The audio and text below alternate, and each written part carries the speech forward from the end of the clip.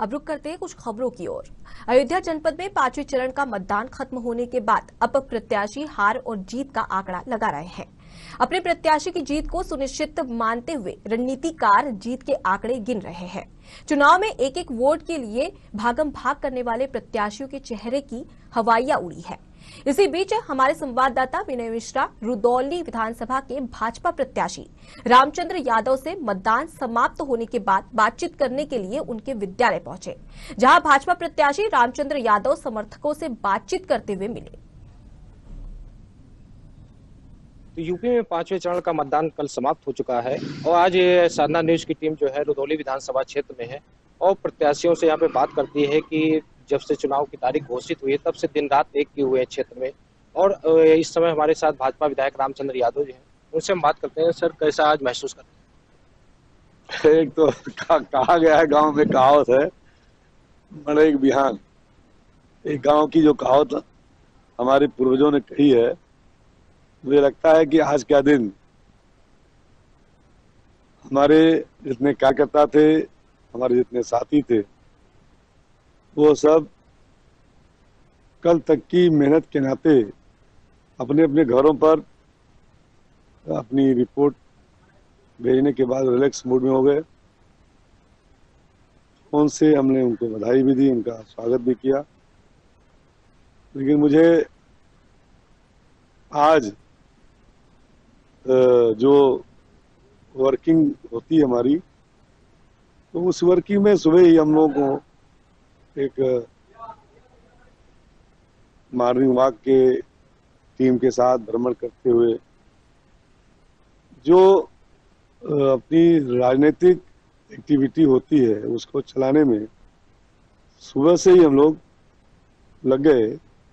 और अभी जल्दी में हमारे एक पड़ोस में एक बच्चे का निधन हुआ था जो रेलवे का एम्प्लॉई था। मैं उसके घर पे भी गया और वहां से लौटा अपने साथियों से मिलता जुलता अपने कामों का निस्तारण कर रहा हूँ। लगता है मुझे कि बहुत बेहद मेहनत करने के बाद उसके बहुत सारे जो वो होते हैं परिणाम, उस तरह की अनुभूति हो रही है। मेहनत करने के बाद बहुत ही अच्छी अनुभूति हुई और उस अनुभूति का ही परिणाम है कि चारों तरफ से कार्यकर्ताओं में उत्साह का वातावरण। पिताजी, 1 महीने पहले जैसे आप क्षेत्र में दौड़ रहे थे, तो आज का दिन कैसा आप हल्का महसूस कर रहे हैं? क्या लग रहा है आज? मेरा तो ये कहना है कि 1 महीने से क्या, चुनाव पीछा हुआ 2017 में, तो जिस तरह से 2017 के चुनाव के बाद हम लोग क्षेत्र में काम कर रहे थे, तो उसमें हम अपनी टीम के साथ कर रहे थे, पार्टी का काम कर रहे थे, अपना काम कर रहे थे। लेकिन चुनाव के अनाउंसमेंट के बाद, आचार संहिता लगने के बाद, चुनाव की तैयारियों के सिलसिले में, चुनाव से जुड़े मुद्दों पर, चुनाव के से जुड़े विषयों पर पूरी तत्परता से हम हमारे साथी काम करने लगे थे। अब उस समीकरण को पता नहीं किसने उनको बता दिया, लेकिन 2019 में चुनाव लड़के हार के जाना, उस समय भी तो यादव यहाँ का था ना।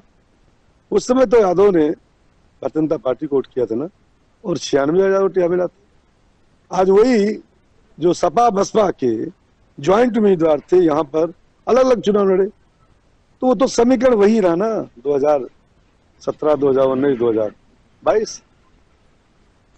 इस बार विधानसभा में आपका विरोध काफी लोगों ने भी किया है, तो क्या उसका कुछ असर देखने को मिलेगा? हमारा विरोध किया?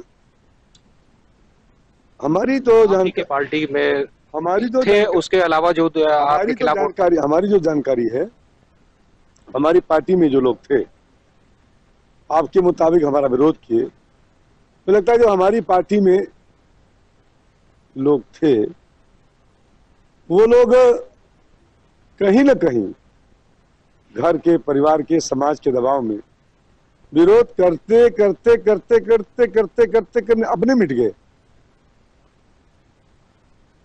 उनको लोगों के बीच में कहना पड़ा, भैया हमसे क्या मतलब। वो लोग जो विरोधी कहे जाते हैं या जो लोग विरोधी खेल माने जाते हैं, उन लोगों का वक्त समाप्त हो गया। इसमें भी समाप्त हो जाएगा? समाप्त, मैंने कहा समाप्त। यहाँ तो समाप्त है ही है वो। देखिए कभी भी ये जनता है, सब जानती है।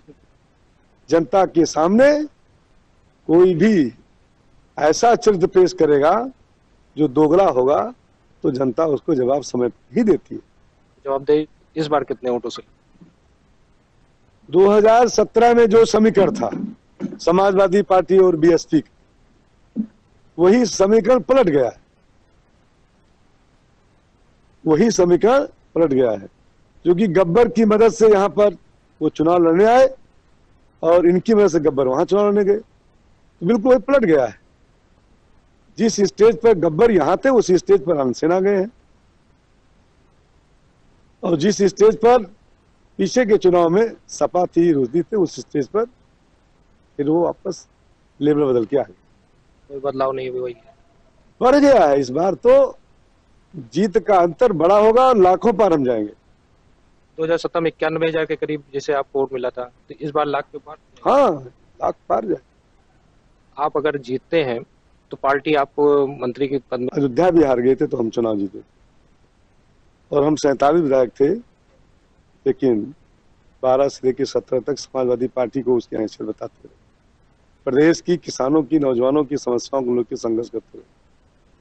2017 में इसी नाते हम सरकार में, 2017 में चलिए हम यहाँ पर बहुमत, प्रचंड बहुमत से जीते। पार्टी ने इसी की समीक्षा की और सीनियरिटी के नाते हमको उत्तर प्रदेश की विधानसभा की सबसे बड़ी समिति जो इक्वल टू मिनिस्टर के बराबर होती है, उसका चेयरमैन बनाया था। तो निश्चित रूप से पार्टी हमारी मेहनत का, पार्टी हमारी सीनियरिटी की समीक्षा करेगी और करती है। तो पार बार कितने से जीत लगभग मानेंगे? मैंने कहा लाखों पार। जो पिछला जीत का रिकॉर्ड था वो टूटेगा। ये हमारे साथ जो है भाजपा विधायक रामचंद्र यादव थे, उनका साफ तौर पे कहना था जो पिछला आंकड़ा था 32,900 के करीब से वोटों से ये विजय हासिल किए थे, इस बार माना जा रहा है कि लगभग जो है 35,000 के ऊपर से वोटों से यहाँ पे विजय हासिल करते हुए नजर आएंगे। सहयोगी रमेश पांडे के साथ विनय मिश्रा, साधा न्यूज, अयोध्या।